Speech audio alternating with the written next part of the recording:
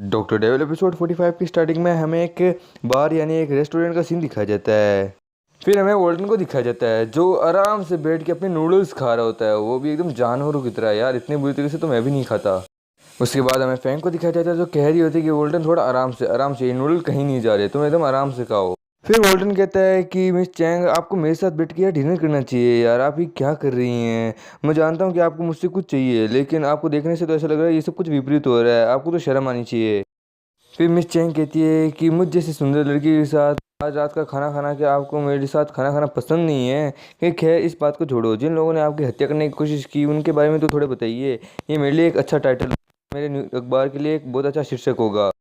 फिर वॉल्टन कहता है कि इस चीज़ में कोई आश्चर्यजनक की बात है ही नहीं, इस चीज़ से आपका कोई मतलब है तो सही, बट लेकिन ये बात मैं अच्छे से जानता हूँ। मैं क्या, हर कोई जानता है कि आप इस शहर की मुखिया की प्यारी बेटी है। फिर वॉल्टन कहता है कि ये बुरा है, तुम बुरी हो, इसलिए मैं कभी तुम्हें नहीं बताने वाला। फिर मिस चैंग थोड़ा गुस्सा हो जाती है, वो कहती कम ऑन यार वॉल्टन, मैं तो बस तुम्हारी मदद करना चाहती थी। आखिरकार हम लोग बेस्ट फ्रेंड्स जो हैं, आखिरकार हम दोस्त हैं। फिर वॉल्टन क्या दोस्त दोस्त गया तेल लेने, हम कोई दोस्त दोस्त नहीं है।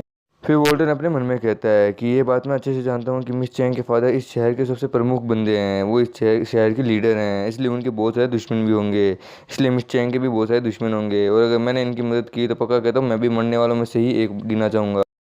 फिर हमें वही मोटा लड़का जो वोल्टन के साथ लड़ाई करता हुआ दिखा था, जिसकी वोल्टन ने कार तोड़ी थी, वो अपने साथ किसी को लेके आ रहा होता है। ये इसकी बहन है, गर्लफ्रेंड है या माँ है, मुझे नहीं पता। तो वोल्टा बंदा अपनी माँ अपनी बहन जो भी है अपनी उस लड़की के साथ वोल्टन के पास आता है, वोल्टन और फैंक के पास आता है। वो कहता है कि तू साले, तू यहाँ पे बैठ के नूडल्स खा रहा है, तूने मेरी कार तोड़ी, उसका पैसा भले ही तूने दे दिया है, पर लेकिन मैं तुझे छोड़ने वालों में से नहीं हूँ। फिर जो वो लड़की होती है उसकी बहन या जो भी हो, वो कहती है कि वो कहती है अपने उस लड़के से यानी जो भी है उससे उसे कहती है, उस मोटे से कहती है कि देखो तूने मुझसे प्रॉमिस किया था कि तुम है ना कि वहाँ चल के कोई भी उल्टी सीधी बात नहीं करोगे, ये सारा मामला तुम मुझे हैंडल करने दोगे। उसके बाद वोल्टन मिस फैंक को कहता है कि फैंक, क्या तुम्हें एक धमाकेदार न्यूज़ चाहिए? मैंने एक कार तोड़ी थी, एक कार का बहुत कचूमर बना के रख दिया था, वो कार बहुत महंगी कार थी, वो रोल्स रॉयल थी, क्या तुम्हें उसके बारे में कोई न्यूज़ चाहिए? और मिस चैंग बहुत ज़्यादा खुश हो रही होती है, जैसे लगता है उसे जन्नत मिल गई है। वो कहती है हाँ हाँ, क्यों नहीं, मुझे ज़रूर चाहिए, इससे मेरे चैनल की बहुत ज़्यादा टीआरपी भी बढ़ेगी। चलो चलो जल्दी से मुझे वो न्यूज़ दो, आखिरकार वहाँ उस समय क्या हुआ था, तुमने कौन सी कार तोड़ी थी, कैसे तोड़ी थी, क्यों तोड़ी थी? फिर हमें बताया जाता है वो जो लड़की होती है वो असल में उस मोटे की माँ होती है। वो कहती है कि मिस्टर वोल्टन प्लीज़, मैं आपसे अपने बेटे की तरफ से माफ़ी मांगती हूँ, मेरा नाम है लुओ, मैं इस मोटे की माँ हूँ। वोल्टन कहता है कि मिस लुओ बताइए मैं आपके लिए क्या कर सकता हूँ। फिर वोल्टन उसकी माँ को देख के, उस मोटे की माँ को देख के बहुत ज़्यादा हैरान होता है। वो अपने मन में कहता है कि मैंने कभी सोचा नहीं था इस मोटे की माँ इतनी ज़्यादा खूबसूरत होगी, यार मैंने कभी सोचा नहीं था, मुझे लगा इसकी मोटे की माँ भी एकदम इसकी तरह ही होगी, भद्दी सी, पर मुझे अब पता चला कि इसकी माँ तो बहुत ज़्यादा खूबसूरत है यार, कड़क पटाखा एकदम पटाखा। फिर वो मोटा कहता है उस बोल्टन से कि साले तू तू मेरी माँ से इतने अच्छी तरीके से बात मत कर साले, मैं जानता हूँ तेरे अंदर क्या चल रहा होगा, साले मेरी माँ से दूर रहे, अगर तूने और कुछ उल्टा सीधा कहने की कोशिश की मैं पक्का कहता हूँ मैं तुझे मार दूंगा, मैं तुझे वार्निंग दे रहा हूँ। फिर उस मोटे की माँ तो उससे भी ज़्यादा अलग निकली, वो वोल्टन को चेक दे रही होती है। वो कहिए सर ये लीजिए मिस्टर वोल्टन, ये चेक है, मैं आपसे माफ़ी मांगने आया हूँ आज यहाँ अपने बेटे की तरफ से, आपने जो गाड़ी का नुकसान किया था मैं आपसे बहुत ज़्यादा खुश हूँ, वैसे भी मेरा बेटा एक नंबर का नालायक है, प्लीज़ मैं आपको उसकी तरफ से माफ़ी मांगती हूँ, प्लीज़ आप इसे माफ़ कर दीजिए, उसे एक चांस दे दीजिए। फिर वोल्टन चेक लेता है, वो कहता है अरे वाह 7.5 बिलियन का 7.5 मिलियन का चेक, सॉरी यहाँ दोस्तों 7.5 मिलियन का चेक, क्या बात है, आज का दिन तो सच में लाजवाब निकला, इतना बढ़िया चेक, इतना बढ़िया खाना, मज़े ही मज़े। वोल्टन बोलते हैं कि आपको वैसे मुझसे क्या चाहिए, मैं जानता हूँ आप मुझे चेक ऐसे ही नहीं दे रहे, इस तरह की माफ़ी से नहीं चलेगा, मैं जानता हूँ आप मुझसे कुछ ना कुछ तो चाहती हैं, आप क्या चाहती हैं? फिर उसकी माँ सीधी पॉइंट पे आती है, वो कहती है कि हाँ आपने सही समझा, मुझे अपने बेटे का इलाज करवाना है आपसे, मेरा बेटा आजकल बहुत ज़्यादा गलत हरकतें कर रहा है, वो रात को आधी रात को उठता है, चिल्लाता है, उसके बाद पंचेस मारता है और किक मारता है, ये एकदम पागलों जैसी हरकत करता है, मैं चाहती हूँ कि आप इसका इलाज करें। फिर वोल्टन कहते हैं कि अगर ऐसा सच में है तो आपको अब तक तो अपने बेटे को हॉस्पिटल में भर्ती कराना चाहिए था मिस लुओ, आपको मेरे पास इसे नहीं लाना चाहिए था, मैं जानता हूँ ये वैसे भी मुझसे बहुत ज़्यादा नफरत करता है। फिर उस मोटे को गुस्सा आ जाता है, वो कहता है हे साले तुम मेरे साथ इस तरह पागलों की तरह खेलना बंद कर, मेरा मजाक उड़ाना बंद कर, तू जल्द से जल्द मुझे ठीक कर, मैं बहुत ज़्यादा पेन में हूँ, मैं और ज़्यादा ये सह नहीं सकता, तुझे जो कुछ भी करना है जल्दी कर। फिर गोल्डन कहता है कि यार मेरी तारीफ़ करने के लिए शुक्रिया यार, मैं तुमसे बहुत ज़्यादा खुश हुआ, पर लेकिन मुझे नहीं पता था कि तुम्हारे अंदर तुम्हारे दिल में मेरी इतनी बड़ी जगह है यार, थैंक यू यार थैंक यू। फिर वो कहता है पर लेकिन अफसोस की बात है कि मैं तुम्हारी मदद नहीं कर सकता, इससे मेरा कोई लेना देना नहीं था, इससे इससे अच्छा तो यही होगा कि तुम अस्पताल जाओ, वहीं अपना इलाज करवाओ, मुझसे कुछ नहीं होगा। फिर तभी उस मोटे बंदे की माँ यानी मिस लुओ वोल्टन का हाथ पकड़ लेती है। वो कहती है कि प्लीज़ मिस्टर वोल्टन, आप हैं जो मेरे बेटे की मदद कर सकते हैं। प्लीज़ मेरे बेटे की किसी भी हालत में मदद कीजिए। मैं अपने बेटे को इस तरह और ज़्यादा नहीं देख सकती। प्लीज़ मेरी मदद कीजिए। फिर वोल्टर ने उस मोटे की मोम से यानी मिस लुओ से अपना हाथ छुड़वाता है। वो कहता है मुझे माफ़ करना मिस लुओ पर, लेकिन मैं इस चीज़ में आपकी कोई मदद नहीं कर सकता। इसके लिए मैं आपसे पहले ही माफ़ी मांगता हूँ। आपको मेरे बदले किसी और बढ़िया डॉक्टर को ढूंढना चाहिए, वो क्या पता आपकी मदद कर दे। फिर वोल्टन फैंग से कहता है कि मिस फैंग चलो यहाँ से चलते हैं, वैसे भी मेरा पेट भर चुका है, चलो यहाँ से चलते हैं, बाकी खाने मैं आपको घर पे बताऊँगा। और फिर वोल्टन बाहर निकल जाता है। फेंग उसे कहती है कि रुको यार, मेरे लिए रुको तो सही, मुझे बिल तो पे करने दो, मैं आ रही हूँ। और मोटा और उसकी मोम उन दोनों को जाते हुए देख रहे होते हैं, वो कुछ नहीं बोलते। फिर वो अपनी मोम से कहता है मोम वो लोग चले गए तो चलो अब हम भी चलते हैं। और उसकी मोम तो वोल्टन के ख्यालात में खोई होती है। वो कहती है कि मिस्टर वोल्टन आप तो सच में कमाल के हैं, काश आप मुझे कुछ समय पहले मिले होते तो क्या पता आज हम दोनों शादी कर ले होते। काश आप मुझे बहुत पहले मिले होते, आप तो सच में कमाल के हैं, आपका एटीट्यूड आपका स्वैग लाजवाब है। तो मोटा कहता है मॉम प्लीज़ होश में आइए। उसकी मॉम होश में आती है। फिर वो कहता है मॉम मैं अपने उन रात के सपनों का क्या करूं जो मुझे दिन रात आते हैं, मैं वो पंचेस वो मुक्के वो लात उनका मैं क्या करूं, अब मैं मर ही जाऊंगा। फिर उसकी मॉम उसके सर के ऊपर हाथ रख के कहती है कि बेटा प्लीज़ तुम चिंता मत करो, आराम करो, मैं तुम्हारे साथ हूं ना, बस तो और चीज़ की टेंशन लेने की ज़रूरत नहीं है, मैं इस चीज़ का बंदोबस्त कर लूंगी, मैं तुम्हारी मदद ज़रूर करूंगी। फिर हमें एक दूरबीन से एक घर को दिखाया जाता है, घर की विंडो को दिखाया जाता है। वो होता है वोल्टन जो झांक रहा होता है, झांका झांकी कर रहा होता है। वो कहता है कि यार लड़कियां ज़रूर आज रात को तो आएगी ही आएगी, आज रात को ज़रूर देखूंगा। फिर वोल्टन कहता है मेरे पास ये है, ये टेलीस्कोप है ये है, पर मुझे अब तक इसका पूरा इस्तेमाल करना नहीं आ रहा, पर इसलिए मैं अब इसका पूरा इस्तेमाल करना सीखूंगा और बाद में इसका पूरी तरीके से इस्तेमाल करूंगा। फिर तभी दरवाजे पे कोई आया होता है, वोल्टन उसे देखने के लिए जाता है। वोल्टन गेट खोलता है, वो देख के हैरान हो जाता है। वोल्टन क्या देखता है कि शाओमी एकदम खतरनाक एकदम पटाखे वाले कपड़ों में आई होती है, एकदम खतरनाक, उसके हाथ में उसका बैग भी होता है, ऐसा लगता है ये वोल्टन के साथ यहाँ शिफ्ट होने आई है।